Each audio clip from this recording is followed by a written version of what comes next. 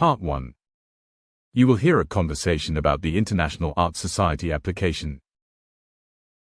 First, you have some time to look at questions 1 to 10.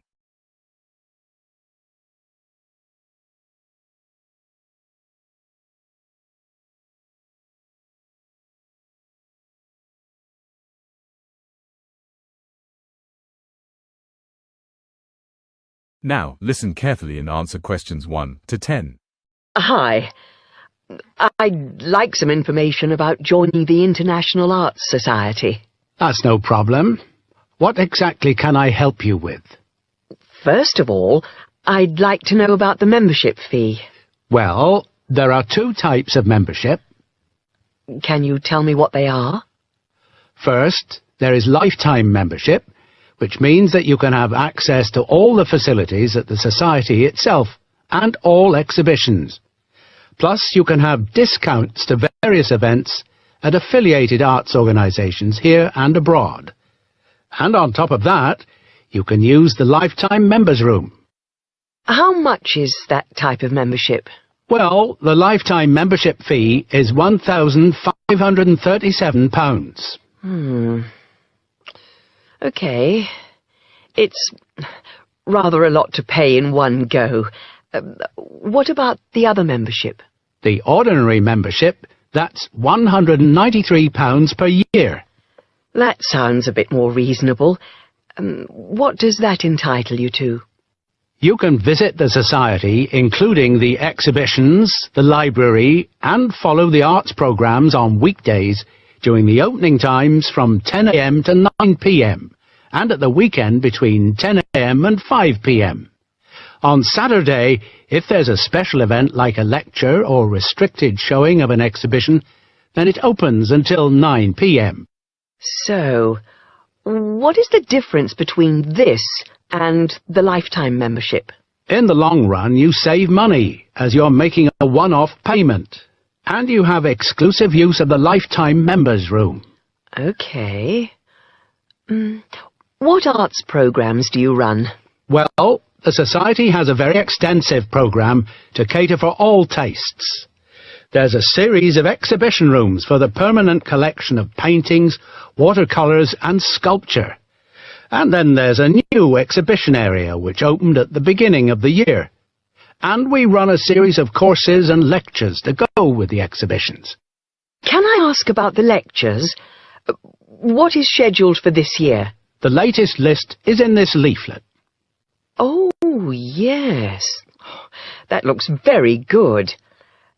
Are all the exhibitions, etc., free if I join? Yes, everything is free. That's fair enough. I think in that case I'll join. I just need to take your name, address and telephone number. First, your name. Margaret Rochester. I take it that's R-O-C-H-E-S-T-E-R? Yes, that's it. And the address? It's 55 Stone Avenue. OK. Avenue. And the postcode? Let's see. It's MA7 4PQ. And a daytime telephone number? Can I give you my work number? Yeah, that's fine. It's 0207 895 2220 and the extension is 6633. Can I pay by credit card? Yes, of course. Do you want to pay for the full year at one time or by monthly instalments? You pay £4 extra a month if you pay by instalments. OK. I think I'll pay by monthly instalments. Right. If you just complete this form, then we can set up the monthly payments. OK. If you just put your PIN number in the machine, I can deduct the first month's payment. Right. That's gone through. Here's your card. I now just need to take your photograph over here, and then I can put it on your membership card. OK. That's it. I'll just print out your membership card. Right, Here you are. Thank you. By the way, can I bring any friends to the Society exhibitions and lectures? With the ordinary membership, we can issue a day pass once a fortnight, which allows you to bring a friend in. But you have to accompany them. Thank you. Can I go in now? Yes. You just swipe your card here. That is the end of part 1. You now have 30 seconds to check your answer to part 1.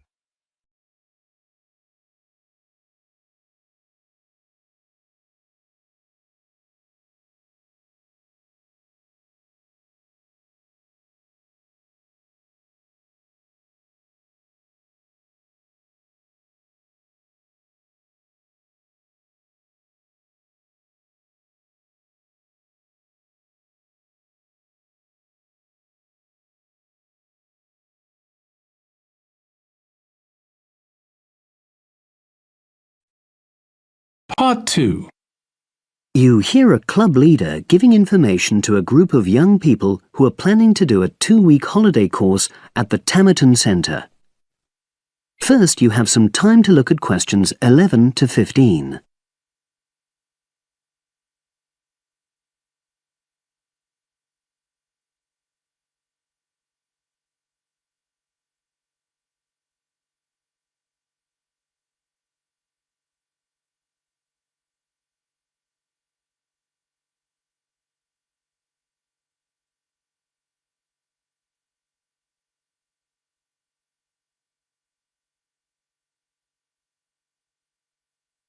Now listen and answer questions 11 to 15.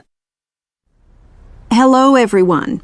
I've been asked to talk to you this afternoon about next month's trip to 𝗜𝗟𝗏 Study Center for the 2-week course. Now, some of the things I'm going to say you may have already heard or read about, but I think it's important to emphasize a few key points. First of all, it's worth reminding you why 𝗜𝗟𝗏 was set up in the first place, in the late 1960s. That was really before all the concern with preserving the environment, which everyone talks about these days. The idea was simply to get people out of the cities and into the country, and to find out that just being outdoors can be very rewarding. This is not going to be a holiday in the usual sense. It's called an adventure course because you'll really be stretched to your limits, but that in itself can be a positive thing. The group I took last year, for example, said that although they actually felt pretty weak and exhausted all the time, it really made them learn a lot about themselves and increased their confidence. And in the end, that's the most important thing. Now, all of you knew about policies at 𝗜𝗟𝗏 before you signed up for it, so you know that in many ways it's quite old-fashioned. You don't have a lot of choice in what you do. But something which I think makes the place so special is that you get to try so many different things every day. For instance, one day you'll do climbing, and the next you'll be surveying rock pools. It's not intended that you become an expert in any of them. It's more like a taster, which you can follow up if you want. And there isn't a lot of free time. Organized activities and talks, etc., go on until 9 p.m., and lights go out at 11 p.m. There are table tennis tables with all the equipment and board games, though I have to say the pieces often go missing, so it's a good idea to take your own. There's a DVD player with a good selection of films suitable for this age group, so don't take yours. Bedtime at 11 p.m. is strictly enforced, and there's a good reason for this. You're all under 18, and we organizers need to know that all group members are accounted for in the house as we close for the night. And of course, you'll be so exhausted anyway that you'll be too sleepy to want to cause any trouble. Now you have some time to look at questions 16 to 20.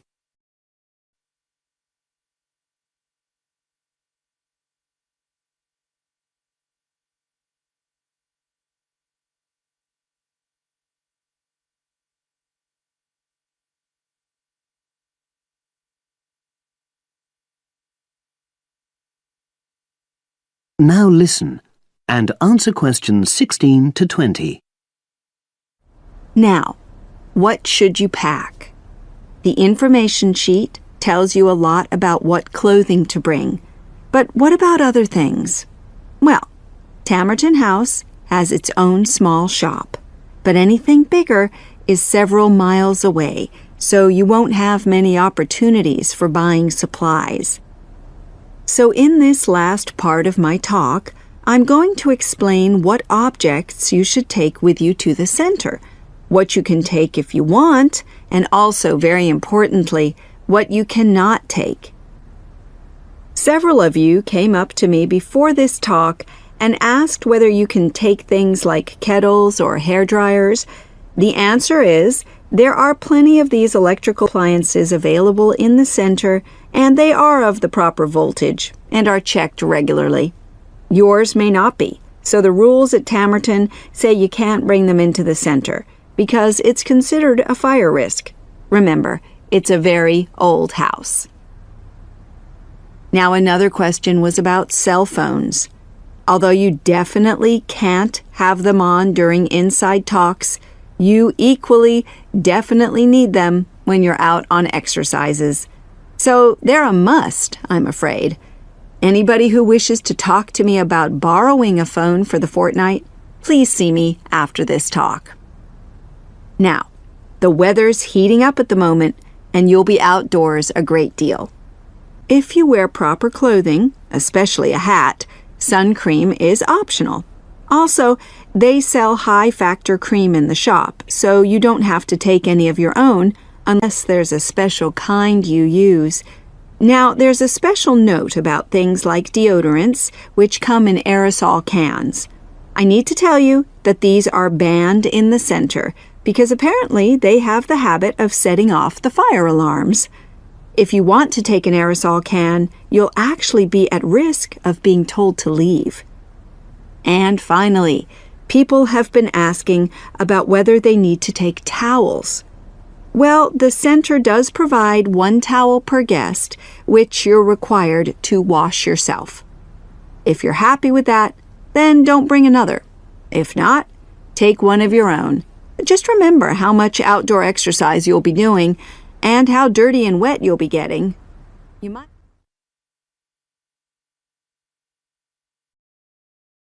That is the end of part 2. You now have 1 minute to check your answer to part 2.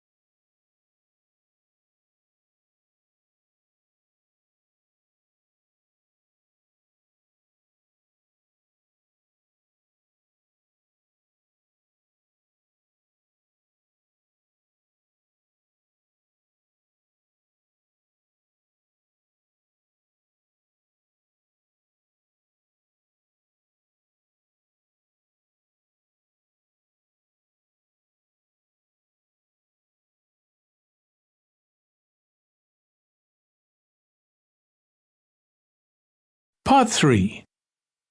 You will hear a woman called Phoebe, who is training to be a teacher, talking to her tutor called Tony about research she has done in a school. First, you have some time to look at questions 21 to 25.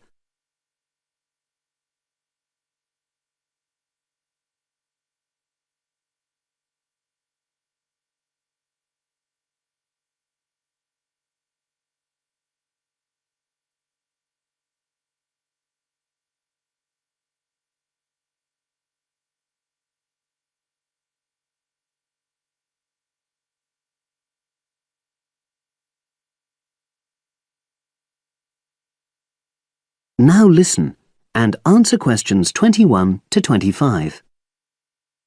So, how did you get on with your school-based research, Phoebe? Well, it was exhausting, but really valuable. Good. What was the specific focus you chose? My title is attitudes towards study among 11 to 12-year-old pupils. Right, and what made you choose that focus? Well, that's a bit difficult.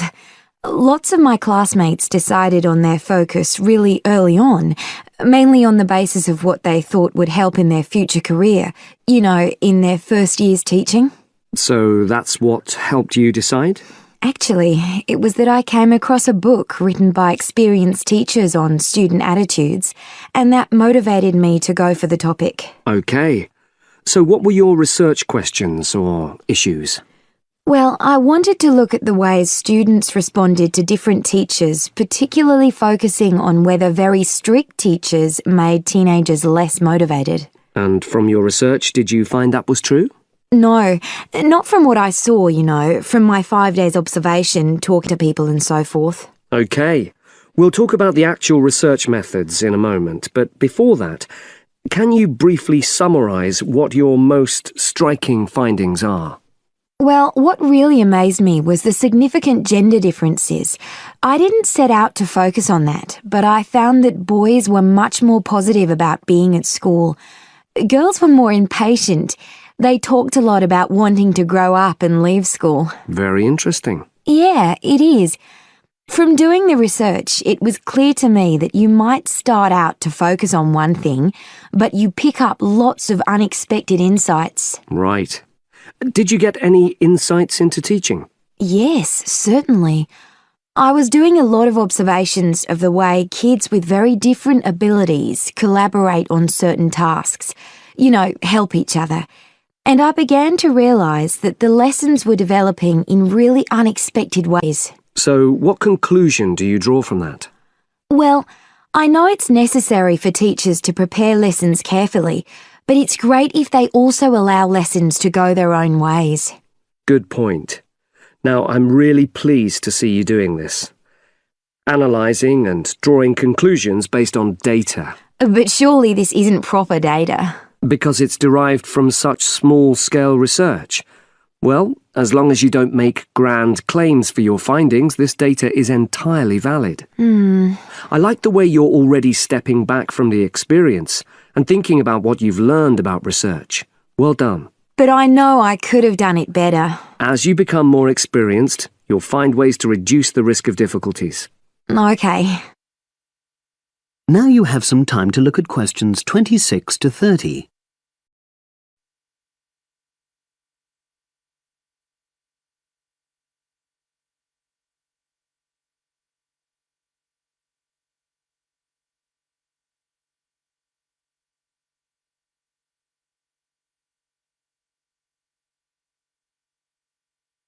Now listen and answer questions 26 to 30. So, let's look in more detail at how you gathered your data. Let's start with lesson observation. Well, it generally went quite smoothly. I chose my focus and designed my checklist. Then teachers allowed me into their classes without any problems, which surprised me. It was afterwards that the grueling work started. Yeah, it's very time-consuming, isn't it? Making sense of analysing your observation notes. Absolutely. Much more so than interview data, for example. That was relatively easy to process, though I wanted to make sure I used a high-quality recorder to make transcription easier. And I had to wait until one became available. Right. And did you interview some kids as well? In the end, yes. I talked to 10, and they were great. I'd imagined I'd be bored listening to them, but... So it was easy to concentrate? Sure. One of the teachers was a bit worried about the ethics, whether it was right to interview young pupils, and it took a while for him to agree to let me talk to 3 of the kids in his class, but he relented in the end. Good. What other methods did you use? I experimented with questionnaires, but I really regret that now. I decided to share the work with another student, but we had such different agendas it ended up taking twice as long. That's a shame. It might be worth you reflecting on ways you might improve on that for future projects. You're right, yeah. Okay. And the other thing I did was stills photography. I didn't take as many pictures as I'd hoped to. Lack of time? It's pretty easy just snapping away, but I wanted each snap to have a purpose, that would contribute to my research aims, and I found that difficult. Well, that's understandable, but remember... That is the end of part 3. You now have 30 seconds to check your answers to part 3.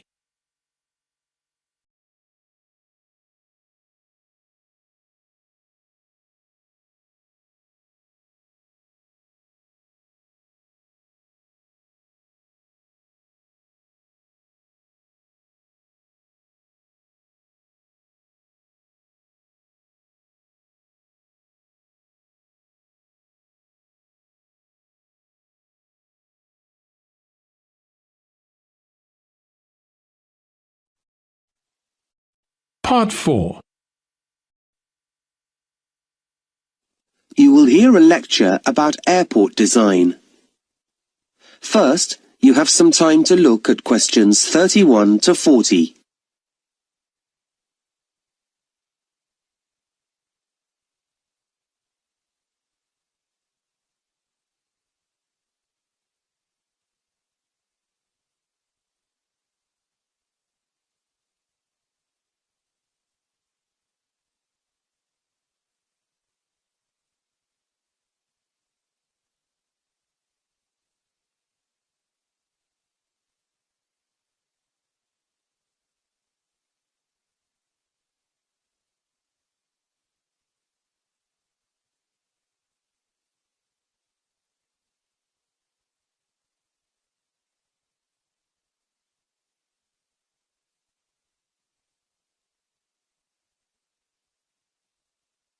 Now listen carefully and answer questions 31 to 40. Good morning, everyone. Well, last week we looked at some of the architectural features of modern house design. And today we're going to move on to look at airport design and how this has changed over the years. So if we start by going back to the 1960s and 70s, when there were a lot fewer airports than there are today, well, check-in desks, customs and waiting areas were all very basic. They were rather like a bus station, designed to allow air traffic in and out of the terminal, but not very welcoming for passengers. Even though passengers spent a lot of time there, the important features were related to the flights, rather than the people who took them, or indeed the places where the airports were built. But that all changed in the next few decades. And if you look at any big airport now, it's more like a mini-city. It combines a transport centre with a mall full of shops and facilities designed to make passengers feel more comfortable. So airports have been transformed. And as with any city building, their design now takes into account features outside the airport terminal as well. So why did this change happen? Well, there are two main reasons. The first was the huge increase in passenger numbers, in the number of people travelling by plane. And this was a direct result of mass tourism, with things like cheap holiday packages and low-cost airlines, with the construction of high-rise hotels and hotel complexes. And then people started travelling more regularly from one country to another for things like meetings, and so the growth in international business also pushed numbers up. In fact, passenger growth has been so significant over the past 30 years that it's estimated that some 21st century airports will need to handle up to 50 million passengers a year by 2020. The second reason for the change is, and this is a key aspect of airport design, people have realised that the airport is the first place you see when you visit another country. This means it forms your first impression of that country, and that impression has to be good. Airports are now called gateways to the cities they serve, and that raises visitor expectations. Now, what are the changes that have taken place in airport design? Well, the interior design, the inside of most airports, is now completely different. First, the dark, enclosed airports of the past have been replaced by large, open areas that look out onto the surroundings. Look at this picture of Beijing Airport. There's a huge amount of space and light, and this is typical of many airports today. Second, well, in the past, you had to go outside the airport to get trains to terminals, but now these are integrated into the design. Also, airport walkways are wide and can cope with the large volume of people. People who want to feel calm and relaxed, who want to get around the airport easily. In this way, the stress of modern travel has been minimised. Outside, the buildings have changed too. Airports were once ugly buildings with large towers and concrete boxes around them. Now they're designed to fit into their surroundings. Look at this picture of the Arctic Circle Airport in Norway. The airport itself is surrounded by mountains. So, as you can see, the roof of the airport has been designed so that it's shaped like a range of mountains. There are peaks at the top and then steep sides that touch the ground. In the same way, these airports in Thailand and India have beautiful shaded gardens all around them that reflect the landscape of the country. They also provide a connection with local tradition and art. Another feature that is important inside airports too. And there's one final but very important issue. It's been said that airports are a new building type. They're often light steel structures with what looks to the passenger like a lot of glass. But this is special glass that can maximize daylight and comfort and cut down on energy use. Bangkok's main airport is flooded with controlled daylight in a tropical climate. And this is achieved through the use of new materials and modern technology, which have also allowed engineers to come up with methods of reducing costs. So, let's take a closer look at some of these. That is the end of part 4. You now have 1 minute to check your answers to part 4.